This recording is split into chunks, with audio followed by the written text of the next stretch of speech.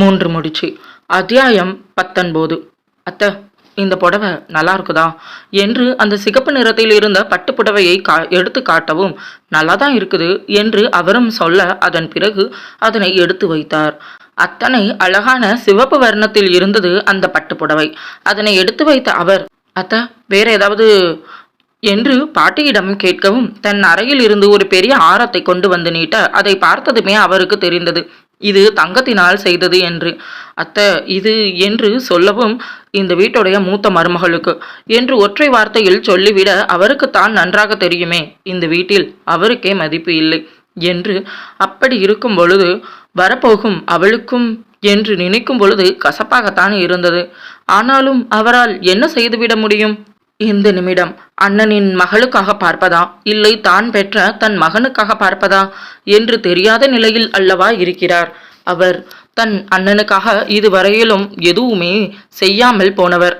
இதற்கு மேலாவது அவளுடைய மகளை பத்திரமாக பார்த்து கொள்ள வேண்டும் என்று தன் மனதிற்குள் நினைத்து கொண்ட அவர் அமைதியாக அனைத்து பொருட்களையும் எடுத்து வைத்தார்.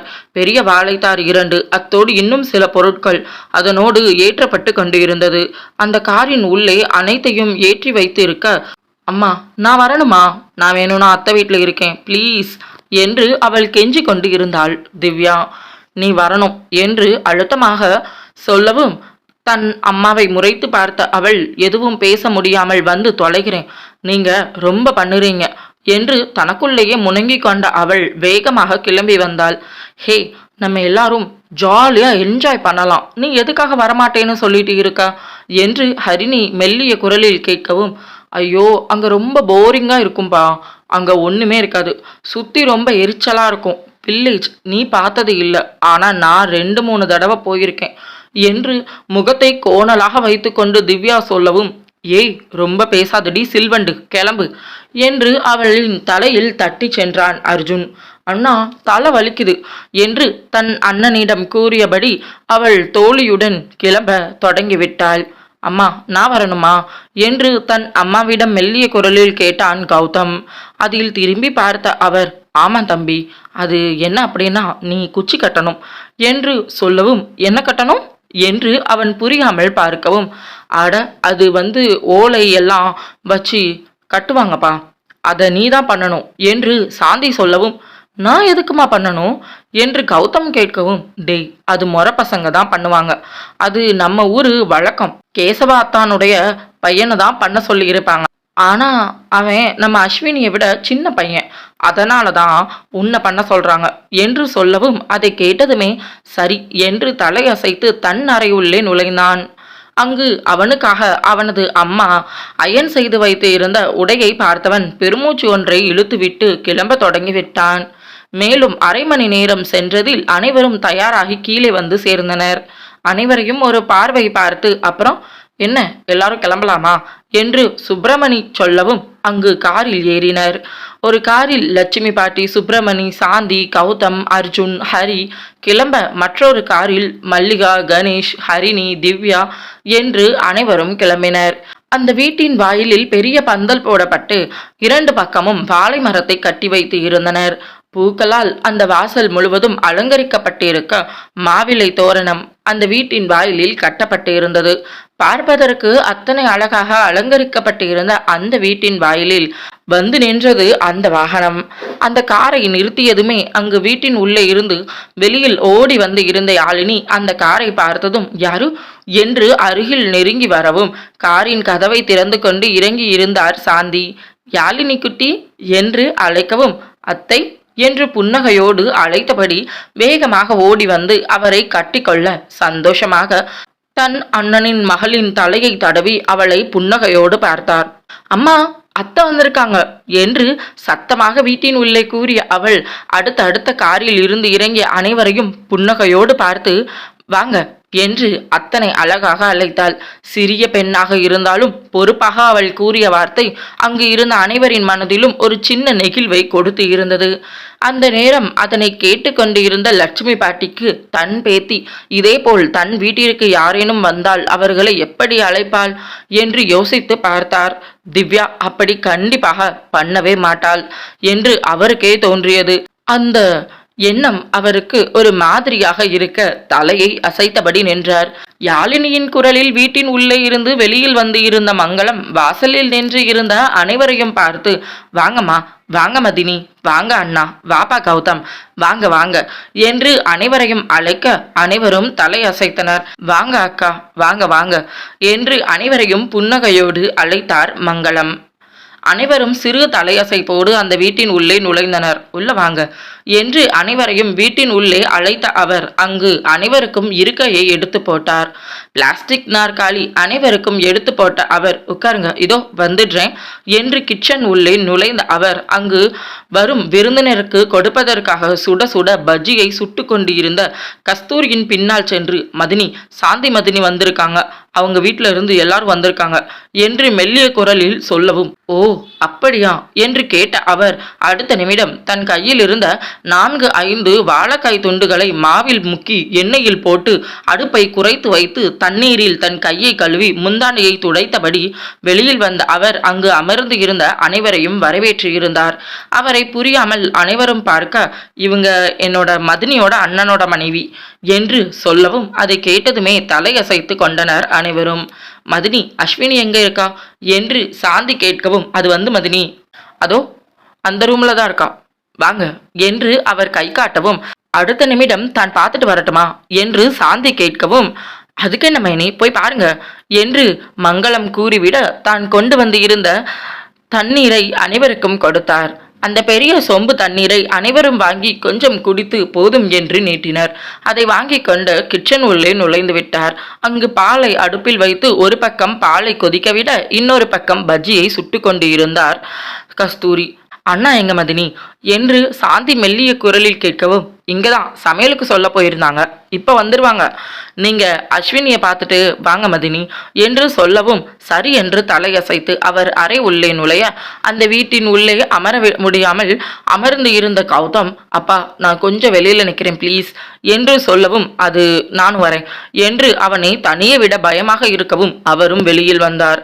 இந்த வில்லேஜில் ரொம்ப டிஃப்ரெண்டா இருக்குது இல்ல என்று வாசலிலேயே நின்று இருந்த ஹரி அர்ஜுனிடம் சொல்ல, நான் தான் சொன்னேன்ல இந்த இடம் நல்லாவே இருக்காது அப்படின்னு என்று ஒரு பக்கம் திவ்யா ஹரிணியிடம் பேசி கொண்டு இருக்க அங்கு வந்த சுப்பிரமணி, டேய் என்னடா வாசல்ல நிக்கிறீங்க என்று கேட்கவும், அப்பா உள்ள வர்றதுக்கு ஒரு மாதிரி இருக்குது அண்ட் ரொம்ப ஹீட்டா வேற இருக்குதுப்பா என்று அர்ஜுன் சொல்லவும் அதை கேட்டதுமே அவருக்கு என்ன சொல்வது என்று தெரியவில்லை.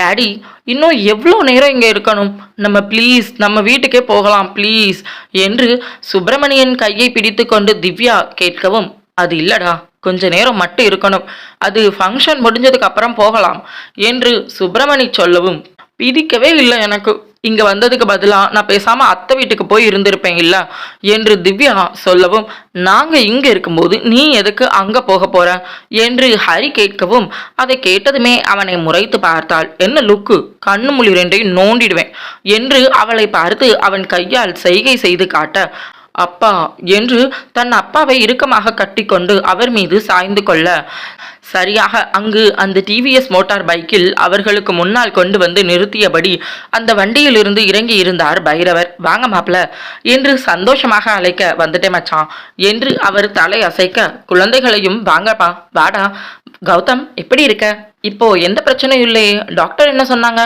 என்று அவனது உடல்நிலையை குறித்து கேட்கவும், ஒரு பிரச்சனையும் இல்லை மாமா, நான் நல்லா தான் இருக்கேன் என்று கௌதம் சொல்லவும், சரிப்பா எதுக்கு எல்லாரும் வாசல்ல நிக்கிறீங்க, உள்ள வாங்கலை என்று பைரவர் கேட்கவும், அது உள்ள ரொம்ப ஹீட்டா இருக்கும் என்று திவ்யா சொல்லவும் அதை கேட்டதுமே, இப்போ வந்துருமா, நான் அந்த மெஷின் கொண்டு வர சொல்லி இருக்கேன், இப்போ வந்துடும் என்று சொல்லவும், அப்போ வந்ததுக்கு அப்புறம் நாங்கள் வீட்டுக்குள்ள வரோம், உள்ள இருக்கவே முடியல என்று திவ்யா சொல்ல பைரவருக்கு என்ன சொல்வது என்று தெரியவில்லை. சரிம்மா என்று தலையசைத்த அவர், மற்ற எல்லாரும் எங்க மாப்பிள்ளை என்று கேட்கவும், எல்லாரும் வீட்டுக்குள்ளதான் இருக்காங்க என்று சுப்பிரமணி கூறியபடி தன் மகளை முறைத்து பார்த்தார்.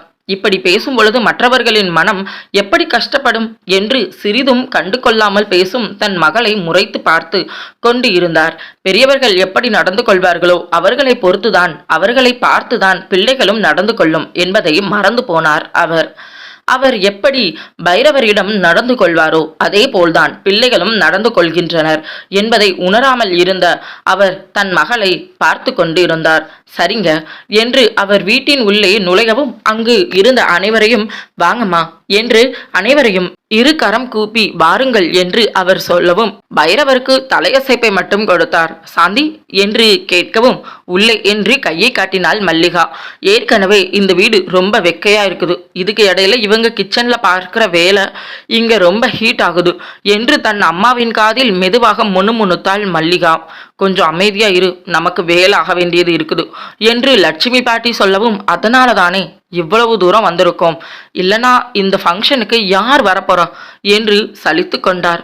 மல்லிகா பக்கத்தில் அமர்ந்து இருந்த கணேஷுக்கும் அந்த அளவு இவர்கள் பேச்சு அந்த அளவிற்கு உவப்பானதாக இல்லாத காரணத்தினால் கொஞ்சம் வெளியில நிக்கிறேன் என்று எழுந்து கொள்ளவும் நல்லா இருப்பீங்க, அங்கேயே போய் நில்லுங்க, இந்த வீட்டுக்குள்ள நின்று வேகுது என்று சொல்லவும் அவர் தன் மனைவியை அழுத்தமாக பார்த்து வெளியில் வந்துவிட்டார். அந்த அறையின் உள்ளே அமர்ந்து இருந்த அவளை பார்ப்பதற்காக சந்தோஷமாக அறை உள்ளே நுழைந்த சாந்தி அங்கு அமர்ந்து இருந்த தன் மருமகளை பார்த்ததும் அப்படியே உறைந்து விட்டார். அத்தியாயம் 20. அந்த அறையின் உள்ளே நுழைந்த சாந்தி அங்கு அத்தனை அழகாக மஞ்சள் வர்ண பட்டு பாவாடை சட்டையில் அமர்ந்து இருந்த தன் மருமகளை பார்த்ததும் உறைந்து விட்டார் என்றுதான் சொல்லியாக வேண்டும். தேவதை, ஆம், அப்படிதான் சொல்ல வேண்டுமோ? அத்தனை அழகாக இருக்கிறாள், இவளை பார்த்து பல வருடங்கள் இருக்குமே என்று மனதிற்குள் நினைத்து கொண்டார். ஆம், அவளை பார்த்து பல வருடங்கள், கிட்டத்தட்ட அவளை 5 வயதில் பார்த்தது. அதன் பிறகு இப்பொழுதுதான் அவரே பார்க்கிறார். அந்த அளவிற்கு பல வருடத்திற்கு பிறகு அவளை பார்க்கும் பிரமிப்பு அவரது முகத்தில் தெரிந்தது. உடலில் அத்தனை சோர்வு, ஆனாலும் அதை தாண்டி அவளால் எதுவும் செய்ய முடியாத காரணத்தினால் கண்களை மூடி சுவற்றில் சாய்ந்து இருந்தாள் அவள். தன் பக்கத்தில் யாரோ இருப்பதை உணர்ந்த அவள் மெதுவாக தன் கண்களை திறக்கவும் அந்த கண்கள் எத்தனை அழகு என்று சாந்திக்கு தோன்றியது. அழகான கண்கள்தான், ஆளை மயக்கும் கண்கள்தான். அந்த கண்களின் மேலும் அழகு கூட்ட கருமையை தீட்டியிருந்தாள் அவள். உள்ளே நின்ற அவரை புரியாமல் புருவம் சுருக்கி ஒரு நிமிடம் பார்த்து அடுத்த நிமிடம் வந்து இருப்பது தன் அத்தை என்பதை உணர்ந்து வாங்க அத்தை என்று மெல்லிய குரலில் அழைத்தாள்.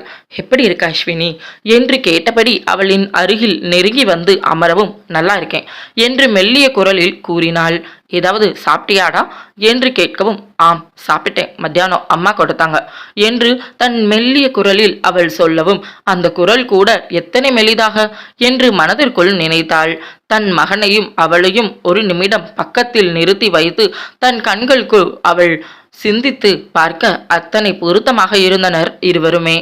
நீங்க எப்படி இருக்கீங்க அத்தை என்று அவள் மெல்லிய குரலில் கேட்கவும் எனக்கு என்னடா, நான் ரொம்ப நல்லா இருக்கேன் என்று அவளிடம் கூறிக்கொண்டு இருக்கவும் அங்கு காஃபியுடன் வந்து சேர்ந்தார் மங்களம்.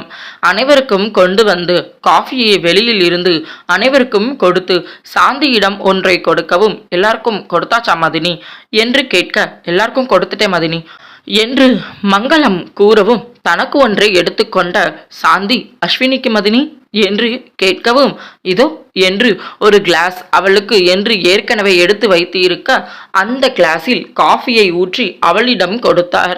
அதை வாங்கி கொண்ட அவள் மௌனமாக அமர்ந்து விட்டாள். காஃபி குடிமா என்று சாந்தி சொல்லவும் இல்ல, கொஞ்ச நேரத்துக்கு முன்னாடிதான் அம்மா சாப்பாடு கொடுத்தாங்க, அதனால எனக்கு வேண்டாம் என்று அவள் மறுக்கவும் அப்போ சரி என்று அந்த காஃபியை மூடி வைத்து சென்று விட்டார்.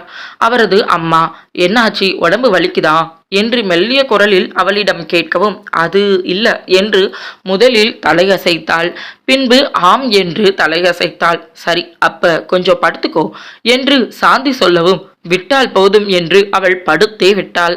மதினி மத்த எல்லாம் நீங்க பாத்துக்கோங்க, நான் வீட்டுக்கு போய் எல்லா பொருட்களும் எடுத்துட்டு வந்துருந்தேன் என்று கஸ்தூரி சொல்லவும் சரிங்க மதினி என்று மங்களம் சொல்ல அவர் வீட்டிலிருந்து கிளம்பினார். வெளியில் செல்லும் பொழுது அங்கு அமர்ந்து இருந்த அனைவரிடமும் வீட்டுக்கு வாங்க என்று புன்னகையோடு அழைக்கவும் வாரும் என்று லட்சுமி பாட்டி அமைதியாக தலை அசைக்க வீட்டுக்கு வாங்க சாந்தி அக்கா என்று சாந்தியிடமும் சொல்லிவிட்டு கஸ்தூரி அந்த வீட்டை விட்டு வெளியில் வந்து வாசலில் நின்று கொண்டிருந்தவர்களிடமும் புன்னகையோடு வீட்டிற்கு வருமாறு அன்போடு வரவேற்று அந்த சாலையில் வேகமாக நடக்க தொடங்கியிருந்தார். எங்க போறாங்க என்று கணேஷ் கேட்கவும் அது இங்க இருந்து 4 தெரு தள்ளிதான் அவங்களோட வீடு இருக்கு, அங்க இருந்துதான் அழைச்சிட்டு வருவாங்க, அங்கே இருந்து தான் நம்மளும் எல்லாத்தையும் எடுத்துட்டு வரணும் என்று சாந்தி அங்கு வந்து சொல்லவும், அப்படியா என்று சொல்ல, ஆமா, தாய்மாமன் சீர் அங்க இருந்து தான் கொண்டு வரும் என்று சொல்லவும் தலையசைத்து கொண்டார். மாலை நேரம் யாருக்காகவும் காத்து இருக்காமல் வந்துவிட அந்த ஊர் முழுக்க அவர்களுடைய தாய்மாமன் சீர் வர தொடங்கியது. பெரிய பித்தளை குடம், பித்தளை தவளை பானை, 2 பெரிய வாழைத்தார், அழகான பட்டுப்புடவை, பூக்கள், பழங்கள், இனிப்பு வகைகள் என்று பெரிய தாம்பூலத்தில் வைத்து அனைத்தையும் கொண்டு வந்தனர். ஊரில் இருக்கும் அனைத்து உறவினர்களும் அதில் கலந்து கொள்ள அனைவரும் ஒன்றாக நடந்து வர ஒரு பக்கம் மேலதாளம் முழங்கிக் கொண்டு முன்னால் நடந்து செல்ல அவர்களுடன் நடந்து வந்தனர் மற்றவர்கள். அப்பா, என்கிட்ட வேணும்னா கொடுங்க, நான் கொண்டு வரேன் என்று தன் அப்பாவின் கையில் இருந்த வாழைத்தாரை கௌதம் கேட்கவும், டேய் சும்மா இருடா, இப்பதான் கையில் இருக்கக்கூடிய கட்டையெல்லாம் பிரிச்சிருக்கு, டாக்டர் சொன்னது ஞாபகம் இல்லையா என்று சுப்பிரமணி கேட்கவும், அப்பா எல்லாரும் தூக்கிட்டு வரீங்க, நான் மட்டும் என்று கௌதம் நிறுத்த, நீ சும்மா வந்தா போதும்டா என்று அவர் சொல்லவும் அவன் அதற்கு மேல் எதுவும் பேசவில்லை. அனைத்தையும் கொண்டு வந்து அந்த வீட்டின் நடுவில் வைக்க அதன் பிறகு என்ன தண்ணி ஊற்றும் விழா. தான் வீட்டின் பின்கட்டில் அவளுக்கு என்று ஒரு இருக்கை போடப்பட்டு இருக்க அத்தோடு பெரிய பானை நிறைய தண்ணீரை பிடித்து வைத்து இருந்தனர். மஞ்சள், அத்தோடு ஜவ்வாது, ரோஜா இதழ்கள் என்று அனைத்தையும் சேர்த்து தயார் செய்து வைத்து இருந்த தண்ணீரை அவளை அழைத்து சென்று அதில் அமர வைத்து அவளின் தலையில் ஊற்றினர். இரவு 7 மணி அளவில் குளிர்ந்த நீரை அவளின் உடலில் ஊற்ற உடலும் நடுங்க தொடங்கியது. ஆனாலும் தன் கைகளில் நடுக்கத்தை அடக்கிக் கொண்டு அமைதியாக அமர்ந்து இருந்தாள். தண்ணீரை முழுவதுமாக அவளுக்கு ஊற்றி முடித்த பின் அவளுக்கு மஞ்சள் தேய்த்து அவளை குளிக்க வைத்து அவளுக்காக வாங்கி வந்து இருந்த புடவையை அவளுக்கு உடன் 4-5 பெரிய பெண்கள் அவள் பக்கத்தில் நின்று அவள் ஆடையை அவிழ்த்து அழகாக அந்த தாவணியை அவளுக்கு கட்டிவிட்டனர். மேலும் சில மணி நேரம் சென்று இருக்க அவளின் தலைக்கு அழகாக பின்னலிட்டு அவள் தலையில் அழகாக பூச்சூடி அவளது கழுத்தில் தங்கத்தில் ஒரு பெரிய செயின் ஒன்று இருக்க அத்தோடு ஒரு நெக்லஸ் என்று அனைத்தையும் மாட்டி ஒரு வழியாக அவளை தயார் செய்து நெற்றி 2 புருவங்களுக்கும் நடுவில் அழகான பெரிய பொட்டு ஒன்று வைத்து அவளை மேலும் அழகு கூட்டி கொண்டு இருந்தனர். பால் நிற தேகத்தில் இருந்த அவள் உடலில் மஞ்சள் பூசி இப்பொழுது மஞ்சள் நிற தேகத்தில் மின்னிக் கொண்டு இருந்தாள். கண்களுக்கு மை தீட்டி உதட்டிற்கு சாயம் பூச அவளுக்கு சுத்தமாக பிடிக்கவில்லை என்று அஸ்வினி சொல்லவும், ஆனா நல்லா இருக்கும் என்று அவளை கட்டாயப்படுத்தி அவள் உதட்டில் சாயம் பூசினர். இப்ப எல்லாரும் பூசுறாங்க இல்ல என்று உடன் இருந்தவர்கள் சொல்ல அவளுக்கோ அத்தனை கடினமாக இருந்தது. பிடிக்காத அனைத்தையும் அவளுக்கு திணித்தது போல் ஒரு உணர்வு. ஆனாலும் எதுவும் பேச முடியவில்லை. பேசினால் அவ்வளவுதான், அவளது அம்மா வைத்து செய்து விடுவார். அந்த காரணத்தினால் மௌனத்தை தத்தெடுத்து கொண்டு அவர்கள் செய்த அனைத்தையும் அமைதியாக ஏற்றுக்கொண்டு இருந்தாள். கைகளும் உடலும் ஒரு பக்கம் குளிரில் நடுங்கிக் கொண்டு இருந்தது.